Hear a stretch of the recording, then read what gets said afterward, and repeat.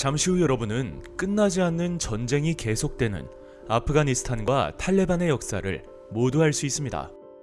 자, 그럼 로빈의 기록을 시작합니다.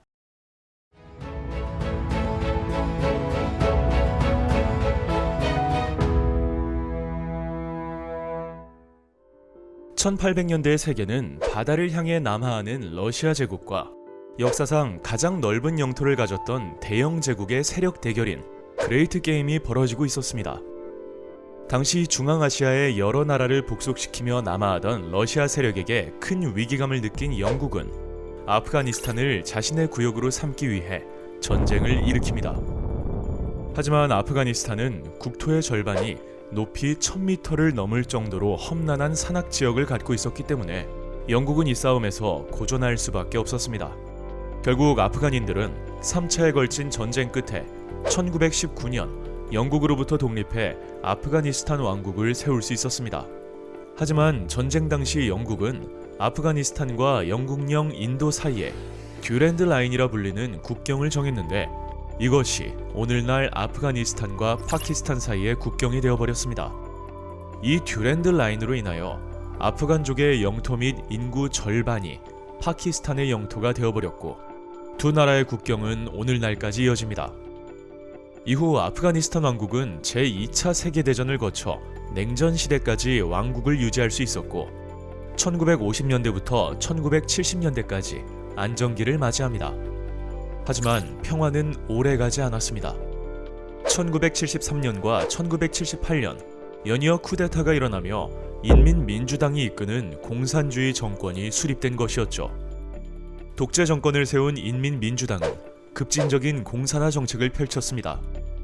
이들의 정책은 종교를 부정하는 공산주의의 특성상 이슬람교 세력들을 탄압하기 시작했고 보수적인 이슬람교 지도자들의 공산 정권에 대한 반감은 나날이 커져갔습니다. 결국 아프가니스탄 전역에서 공산 정권에 저항하는 이슬람 반정부군이 활동을 개시하자 아프가니스탄은 내전 상태에 빠지기 시작합니다. 그러자 인접국이었던 소련은 아프간에서의 소련의 영향력이 줄어들 것을 염려하여 1979년 12월 27일 육공군 전체 병력을 이끌고 무력 침공을 개시하여 아프가니스탄의 수도 카불을 점령합니다. 그리고 소련이 새로운 대통령을 앞세워 공산 정권을 수립하자 이슬람 반정부 세력은 산악지대를 이용해 게릴라전 형태의 전투 방식으로 소련군과 정부군을 끈질기게 괴롭히기 시작합니다. 그러자 소련은 막대한 양의 돈을 전쟁 비용으로 쏟아붓고 병력을 추가하지만 상황은 좀처럼 나아지지 않았습니다. 결국 소련은 1988년 아프가니스탄에 대한 철수를 시작했고 이듬해인 1989년 마지막 주둔 소련군 병력마저 철수하며 소련 아프가니스탄 전쟁은 막을 내립니다. 소련이 퇴각하자 이슬람 반군은 곧바로 정부를 공격하였고 결국 아프가니스탄에서는 정부군과 반군 간의 유혈 내전이 시작됩니다. 내전 초기에는 소련의 꾸준한 무기 지원으로 인해 정부군이 우세했지만 1991년 소련이 붕괴되며 지원이 끊기게 되었고 결국 이슬람 반군은 1992년 수도 카불을 점령하고 아프가니스탄 이슬람국을 세웁니다. 하지만 이슬람 세력은 각기 다른 여러 무장 군벌과 파벌들로 이루어진 엉성한 연합체에 지나지 않았습니다. 결국 그들은 전후 처리와 권력 배분 문제를 놓고 내분이 생기기 시작했고 그 가운데 이슬람 극단주의 세력인 탈레반이 등장합니다. 이슬람 성직자였던 모하마드 오마르는 여러 이슬람 학생들을 규합해 1994년 탈레반이라는 이슬람 원리주의 무장 조직을 결성합니다. 그 후 탈레반은 다른 군벌 세력들을 격퇴하기 시작했고 내전에 지친 일반 민중들의 지지까지 얻어내며 영향력을 키우기 시작합니다. 이후 탈레반은 1996년 수도 카불에 입성하는 데 성공했고 아프가니스탄에는 탈레반 정권이 들어서게 됩니다. 내전의 혼란에 지친 주민들은 초기에는 탈레반을 지지했습니다. 하지만 탈레반은 여성의 사회활동과 TV, 영화 상영을 금지하고 남성이라도 면도나 축구를 하면 최고 사형까지 시키는 등 전후 복구보다 문화 탄압에 집중합니다. 이러한 탄압에 민중의 지지가 약해지지만 탈레반은 이를 공포 정치로 억눌렀습니다.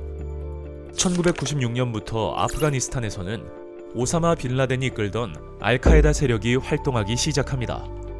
그리고 약 40만 명의 아프간인들이 내전으로 인해 사망하자 미국은 아프가니스탄을 예의주시하기 시작합니다.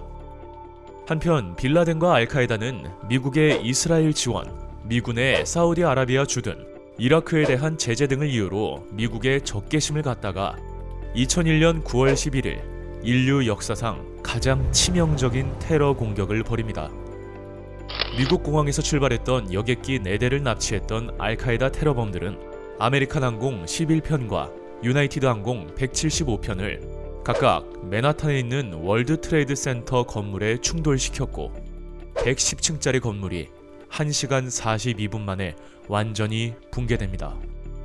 또한 아메리칸 항공 77편을 미국 국방부 본부인 펜타곤에 추락시켰고 4번째 비행기인 유나이티드 항공 93편은 워싱턴 DC를 향해 날아갔지만 승객들의 저주로 인해 펜실베니아주 들판에 추락하였습니다. 9.11 테러라고도 불리는 이 사건으로 인해 100억 달러의 기반 시설과 재산 피해 외에 2,977명의 사망자와 2만 5천 명 이상의 부상자가 발생하자 미국은 테러의 배후로 알카에다를 지목하고 탈레반에게 오사마 빌라덴을 인도하라는 요구를 합니다. 하지만 탈레반이 이를 거부하자 미국을 주축으로 한 연합군은 탈레반의 축출을 위해 테러와의 전쟁을 선포하고 같은 해 10월 7일 아프가니스탄을 침공합니다. 다국적군의 화력은 압도적이었습니다. 채 40일이 지나지 않아 11월 20일 아프가니스탄 전역을 함락시킨 것이었죠. 그리고 연합군은 새로운 정부를 수립해 탈레반과의 전쟁을 종결짓습니다. 이후 미국은 2003년 3월 20일 이라크 전쟁을 일으켜 알카에다와 동맹한 이라크 정부를 20일 만에 함락시키고 아프가니스탄과 마찬가지로 새로운 정부를 출범시켰습니다. 하지만 전쟁의 목표였던 오사마 빌라덴을 퇴치하지 못한 미국은 2011년 5월 2일 제로니모 작전을 실행해 파키스탄에 은신해 있던 빌라덴을 현장에서 사살하는 데 성공합니다. 하지만 아프가니스탄에 평화가 찾아온 것은 아니었습니다. 산지로 숨어 들어간 탈레반이 파키스탄 국경을 넘나들며 정부와 연합군을 상대로 공격과 테러를 지속해 나갔기 때문이었죠.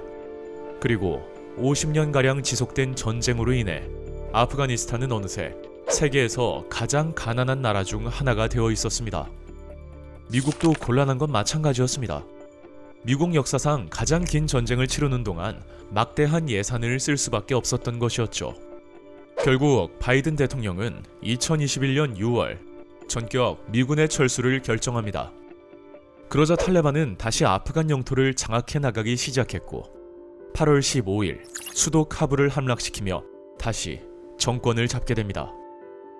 수도가 함락되자 아프가니스탄 국민들은 탈레반을 피해 카불 공항에 모여들었고 목숨을 건 탈출을 감행하고 있습니다. 앞으로 아프가니스탄의 운명은 어떻게 될까요? 많은 나라에서 수송기를 보내 구조 활동을 펼치지만 지금도 수많은 민간인들이 목숨을 잃고 있습니다. 부디 더 이상 무고한 사람들이 희생되지 않고 평화가 찾아왔으면 좋겠습니다. 저희가 준비한 내용은 여기까지입니다. 더욱 다양한 주제로 찾아오도록 하겠습니다. 로빈의 역사 기록